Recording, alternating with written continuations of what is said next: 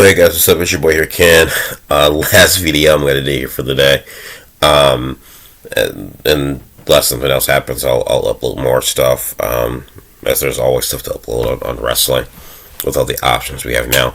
But this last video I'm gonna do up for today is going to be on Tony Khan and his talent acquisitions that he's been making.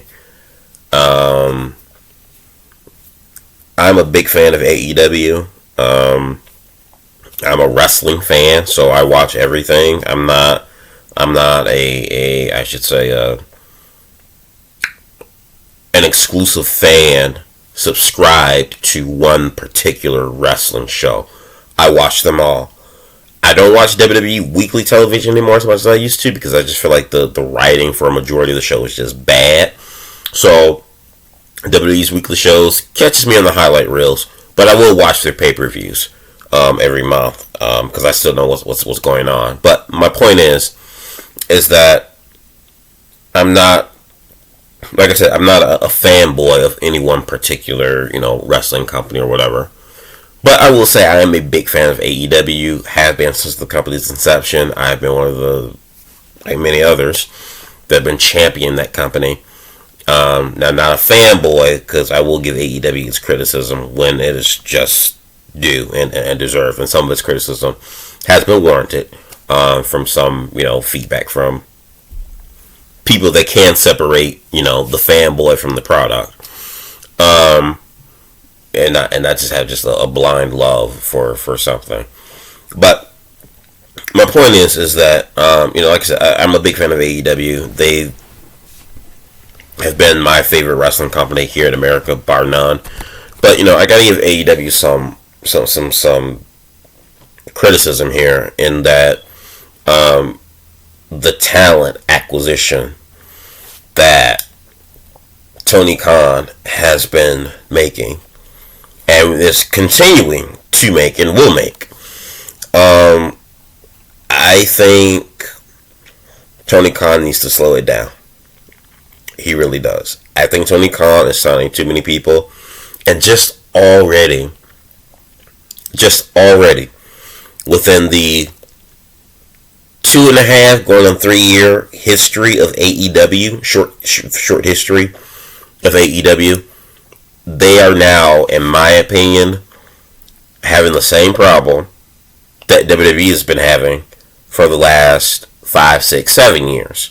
And that is an overbloated roster, signing people just to sign them, not really doing anything with a lot of people, and just kind of hoarding them. AEW, to me, is kind of already within its 2.5 year run, kind of doing the same thing and making the same mistakes. And AEW doesn't even have nowhere near as much of the reach, as many platforms or TV shows as WWE has. It was hard enough for WWE already, and like I said, WWE has a much bigger budget, a much larger reach, more platforms, and they've struggled to put people on TV. AEW has like not even 1/3 of that, and they have an overbloated roster, and they don't even have enough people to give enough TV time to. The one thing I do like about AEW is that I feel like they don't overexpose their talents, so you will get a rotation. You might not see, Hangman Adam Page is their world champion, and he is not on the show every single week. Granted, I do think for Hangman that needs to be a little bit. There might need to be some differences when it comes to that, just because Hangman is not a well-known superstar outside that wrestling bubble, outside that wrestling world. So therefore, probably need to have him on TV a little bit more periodically than what they do.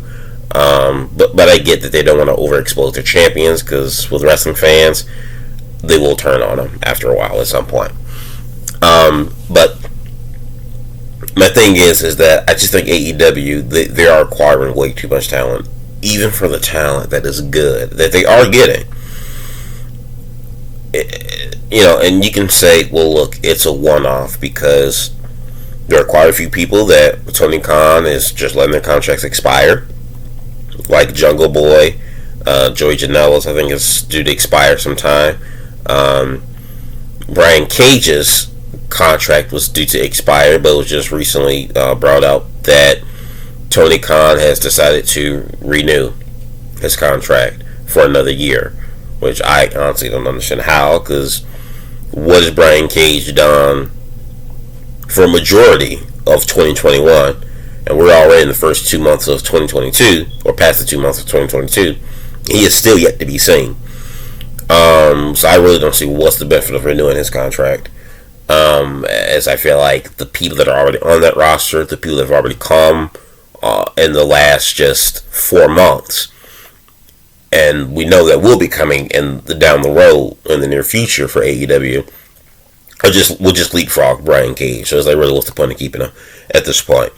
But my point is that Khan is just signing all these people, and it's like, dude, you kind of got to slow it down. You don't have enough, TV time for all these people, yet alone booking them. You've got, just within 2 weeks alone, I looked this another video, within 2 weeks alone, we got Keith Lee and Buddy Murphy, or Buddy Matthews is what he now goes by. Buddy Matthews. Within 2 weeks. Before that, we had Jay Lethal. Where's Jay Lethal been? Jay Lethal had a fantastic match on Dynamite against Guevara for the TNT title. Then he was kind of in a storyline with Team Taz and, was it Dante Martin, I think his name is? Kind of, and now he's just like, he's non-existent. So, what's going on with Jay Lethal? Is he on Dark? Is he on Elevation? The YouTube shows, something that 90% of wrestling fans don't watch, yet alone I'm pretty sure even the AEW hardcores don't even watch the YouTube shows on a regular basis. Then you've got came out that Jeff Hardy is been in talks with AEW. Jeff Hardy just recently had an interview where he alluded to he had spoken with Tony Khan, which I think at this point is kind of obvious. Matt Hardy's there. At some point, as soon as Matt came to AEW, you knew at some point in time Jeff was going to be there as well at some point in time. Granted, WWE had renewed Jeff's contracts for they renewed it, I think, like 3 years, or had extended his deal for 3 years. Jeff resigned with WWE when Matt first came to AEW. But then now you have this whole thing with Jeff, drug test that WWE wanted to test him on, and Jeff refused, so then ended up firing him. But Jeff wasn't intoxicated at all. But point being is they released him, but now they wanted to bring him back for the Hall of Fame and maybe do something else, and Jeff turned it down. So it just sped up the process. Whether Jeff wasn't going to still do his due diligence within his whether he was going to still honor his 3-year contract, or whether what ended up happening with him, and WWE ended up terminating his contract. Whatever route it would have gone down, it was adamant Jeff was going to come into AEW at some point. That's no surprise to anybody. You can imagine at some point Killer Cross is going to make a splash in AEW. I know it's been heavily rumored for a very long time. We haven't seen or heard anything since he's left WWE. But you got to imagine that when he finally is ready or wants to come back into wrestling, Bray Wyatt is probably going to step foot into AEW at some point given time. And, we already had the acquisition of Punk and Daniel Bryan, which is by far the two biggest acquisitions for that company, bar none, last year, which are good signings, but still, you're still getting all these other people. And look, these are all people that are good. These are good talents. People that I feel like, look, if it's a trade-off, if you're going to not renew contracts for a lot of these people, who you could say in the beginning for AEW, about 60% of their talent was scrubs and jobbers and people that probably didn't deserve the TV time that they deserve to have gotten on national television, outside of a few select. Now you're getting in some good people now. Adam Cole and Red Dragon. People who, have been on WWE television, but they've never reached that upper echelon in the WWE. So they really weren't able to become household WWE names outside of the Daniel Bryans and Punks that they've acquired recently. So, like I said, and then there's some talent too. I still question why Tony Khan even signed in the first place. I mean, Big Show, Mark Henry, I'm pretty sure they have some backstage role that they have value that they will bring to the company outside of Henry's 5-second on air time on Rampage and Big Show's commentary on one of the YouTube shows. But again, it's like I feel like just money being wasted. Again, I think they have value in terms of being veterans, and they can bring something behind the scenes, and maybe even give Tony Khan some guidance and some creative guidance as a young guy who hasn't had experience in this. But outside of that, I just say, like, what are you here for? Even their on roster talent. I mean, talents like Sonny Kiss or Joey Janela's almost out the door. It just slipped my mind here because I had a list and completely forgot it before bringing it up in this video. But my point is that I just think AEW just signed too much talent. I think they need to slow their roll. I think the way Chris Jericho presented it when AEW was first coming up was that they should be, in his opinion, they should be selective in who they pick. They don't want to get everybody from WWE, but they should be selective in who they sign. And I think Jericho is absolutely right. They should be selective in who they sign. Granted, the people they pick from WWE are very good talents. I mean, like, from Malachi Black and Pac and Miro. What the hell happened with Miro? That's another one. And now Keith Lee and Buddy Murphy and Punk and Bryan.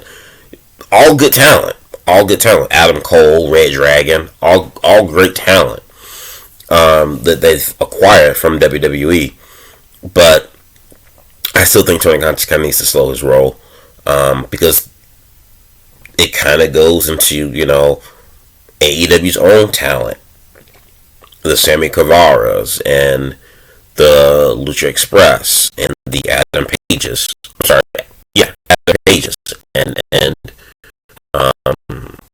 their own homegrown talent. What does that do to them? Granted, all of AEW's champions are their own homegrown talent, so that's a good thing. Not one of them is a former WWE talent, so I do like that. I do think that is a good thing. But I mean, still, you're bringing in some of these people, and if you kind of compare them to some of AEW's own original talent, kind of leapfrog some of them, because they are a much bigger deal, bigger stars. I just think Tony needs to kind of slow his roll on signing too much talent. We just got Cesaro, who was just recently released from WWE. What they do with him? Where does he go? I don't know.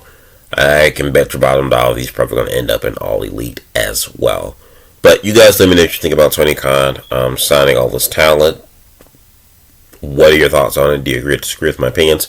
What other signees do you see him bringing back or bringing into AEW? Because he's going to sign more. He's alluded to and have said openly, not even alluded, he's openly said it in interviews.